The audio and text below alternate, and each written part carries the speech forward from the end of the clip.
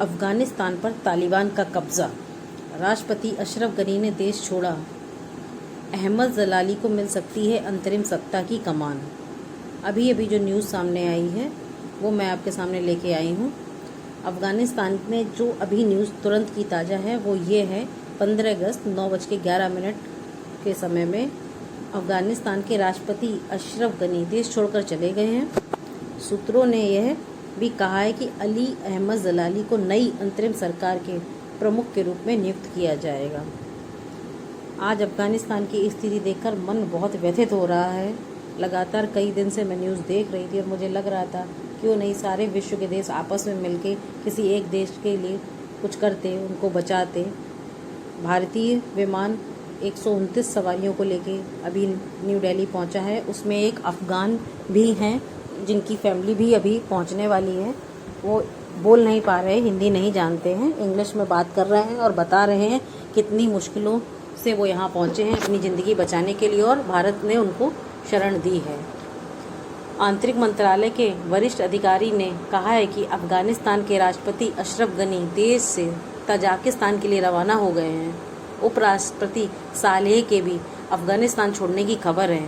वहीं काबुल रात 9 बजे से नाइट कर्फ्यू लगा दिया गया है। टोलो न्यूज़ के अनुसार तालिबान के प्रवक्ता जबीहुल्लाह मुजाहिद का कहना है कि लूट और अराजकता को रोकने के लिए सेना काबुल के कुछ हिस्सों में प्रवेश करेगी और उन चौकियों पर कब्जा करेगी जिन्हें सुरक्षा बलों ने खाली करा लिया है। शहर के लोग हमारे शहर में आने से नहीं घबराएं। वहीं दूसरी तरफ कई देश अफगानिस्तान में फंसे अपने नागरिकों को निकालने में लगे हैं। भारत ने भी अपने नागरिकों को वापस लाने के लिए विशेष विमान भेजा था और 129 यात्रियों को लेकर एयर इंडिया विमान AI-244 दिल्ली पहुंच गया है। तजाकिस्तान तालिबान अफगानिस्तान की राजधानी काबुल के द्वार पर प्रवेश कर चुका है। तालिबान ने रविवार को हर तरफ से अफगानिस्तान की राजधानी काबुल में प्रवेश किया था। सूत्रों के अनुसार रविवार को नई अंतरिम सरकार के प्रमुख के रूप में अली अहमद जलाली के साथ तालिबान को सत्ता हस्तांतरित करने के लिए अफगान प्रेसिडेंशियल पैलेस में बातचीत हुई। तालिबान के प्रवक्ता का कहना है वह अगले कुछ दिनों में अफगानिस्तान में सत्ता का शांतिपूर्वक हस्तांतरण चाहता है। न्यूज़ एजेंसी ने बताया है कि और सूत्रों ने कहा है कि अली अहमद जलाली को नई अंतरिम सरकार के लिए प्रमुख के रूप में नियुक्त किया जाएगा। इससे पहले तालिबान के एक बयान में काबुल के निवासियों से कहा गया है कि उन्हें डरने की ज़रूरत नहीं है। तालिबान ने कहा है कि उसने अपने कई लड़ाकों को काबुल के गेट के पास इंतजार करने के लिए कहा है और शहर में प्रवेश करने का प्रयास नहीं करने को कहा है। लेकिन साथ ही अफगानिस्तान में और काबुल में बहुत बुरी तरीके से बंदूकबाजी और गोलियां चलाई जा रही हैं और कहा जा रहा है वो उनके सैनिक खुशी मना रहे हैं। तो अफगान की जनता बहुत भयंकर तरीके से भयभीत है और उनके घर से लड़कों को निकाला भी जा रहा है जिनको तालिबान में शामिल करने के लिए कहा जा रहा है। खबर पढ़ते, सुनते और बोलते बहुत ही ख़राब लग रहा है कि एक अफ़गान जिसको बहुत सीधी कौम कहा जाता है, अफ़गानी बहुत अच्छे हैं और उन्होंने बहुत ही अच्छी तरीके से जब भी भारत के साथ हमेशा अच्छे संबंध निभाए हैं।